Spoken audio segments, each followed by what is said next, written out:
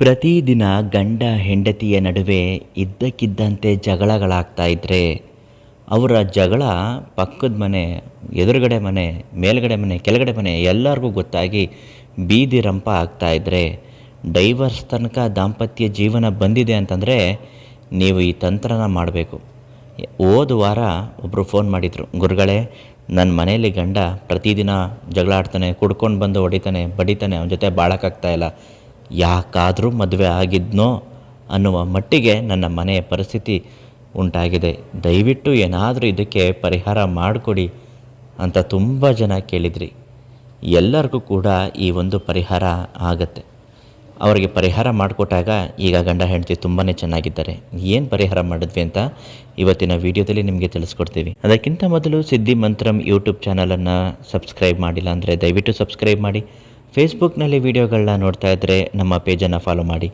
ಪ್ರತಿದಿನ ಸಮಸ್ಯೆಗೆ ಪರಿಹಾರ ಆಗುವಂತಹ ವಿಡಿಯೋಗಳು ತಪ್ಪದೇ ನಿಮ್ಮ ಮೊಬೈಲ್ಗೆ ಬರುತ್ತೆ. ನಿಮ್ಮ ಕಷ್ಟಗಳು, ಸಮಸ್ಯೆಗಳು ಏನೇ ಇದ್ದರೂ ಪರಿಹಾರ ಆಗುತ್ತೆ.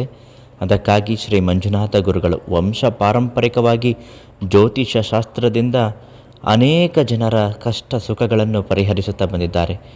ನಿಮಗೆ ಯಾವುದೇ ನಿಗೂಢ ರೀತಿಯ ಕಷ್ಟಗಳಿದ್ದರೂ ಪರಿಹಾರ ಹೇಳ್ತಾರೆ. ಇವರಿಗೊಂದು ಕರೆ ಮಾಡಿ, ತುಂಬಾ ಒಳ್ಳೆಯದಾಗುತ್ತೆ. ಇನ್ನು ಮನೆಯಲ್ಲಿ ಗಂಡ ಹೆಂಡತಿ ಕಲಹ ತಾರಕಕ್ಕೇರಿದ್ದು ಡೈವರ್ಸ್ ತನಕ ಕೇಸ್ ನಡೀತಾ ಇದೆ, ಬಂದ್ಬಿಟ್ಟಿದ್ದೀವಿ, ಬಾಳಕ್ಕಾಗದೇ ಇಲ್ಲ ಗುರುಗಳೇ ಇವಳ ಜೊತೆಯಲ್ಲಿ ಅಂತ ಅಂದ್ಕೊಂಡಿದ್ರೆ ಮೊದಲು ಈ ಒಂದು ಪರಿಹಾರನ ತಂದೆ ತಾಯಿಗಳು ಅಥವಾ ನೀವೇ ಮಾಡ್ಕೊಳ್ಬೋದು. ದೃಷ್ಟಿ ದೋಷಗಳು ಆಗಿದ್ದರೆ ಇದು ಖಂಡಿತ ಆಗುತ್ತೆ. ಗಂಡ ಹೆಂಡತಿ ಚೆನ್ನಾಗಿದ್ದರೆ ಸಹಿಸ್ಕೊಳಕ್ಕಾಗದೇ ಇರೋದು ಕಣ್ಣು ದೃಷ್ಟಿ ಬಿತ್ತು ಅಂದರೆ ಅವರಿಬ್ಬರ ನಡುವೆ ಬಿರುಕು ಬಿದ್ದುಬಿಡುತ್ತೆ. ಇಂತಹ ದೃಷ್ಟಿ ದೋಷಗಳು ಆದಾಗ ಮನೆಯಲ್ಲಿ ಸಮಸ್ಯೆಗಳು ಎದುರಾಗುತ್ತೆ. ಗಂಡ ಹೆಂಡತಿ ಕಂಡ್ರೆ ಆಗದೆ ಇರೋದು, ಹೆಂಡತಿಗೆ ಗಂಡನ ಕಂಡ್ರೆ ಆಗದೆ ಇರೋದು, ಇವೆಲ್ಲವೂ ಆಗುತ್ತೆ.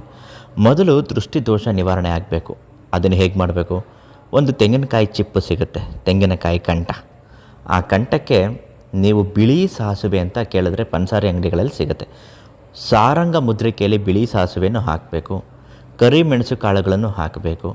ಒಣ ಮೆಣಸು ಕಾಳುಗಳನ್ನು ಹಾಕಬೇಕು. ಅದರ ಜೊತೆಗೆ 4 ಲವಂಗಗಳನ್ನು ಹಾಕಬೇಕು. ಪಚ್ಚೆ ಕರ್ಪೂರವನ್ನು ಪುಡಿ ಮಾಡಿ ಉದುರಿಸಬೇಕು. ಸ್ವಲ್ಪ ಸಾಂಬ್ರಾಣಿಯನ್ನು ಹಾಕಿ ಅದಕ್ಕೆ ಅಗ್ನಿ ಸ್ಪರ್ಶ ಮಾಡಬೇಕು.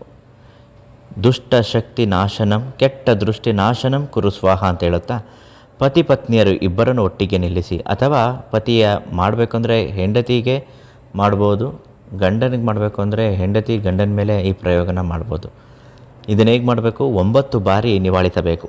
ಅದಾದ ಮೇಲೆ ಮನೆಯಲ್ಲಿರತಕ್ಕಂತಹ ನಕಾರಾತ್ಮಕ ಶಕ್ತಿಗಳೆಲ್ಲವೂ ತೊಳೆದು ಹೋಗುತ್ತೆ.